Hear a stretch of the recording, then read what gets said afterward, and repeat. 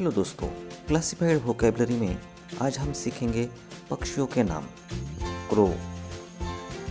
Crow का मतलब होता है कौवा। रेवन। रेवन यानी काला कौवा।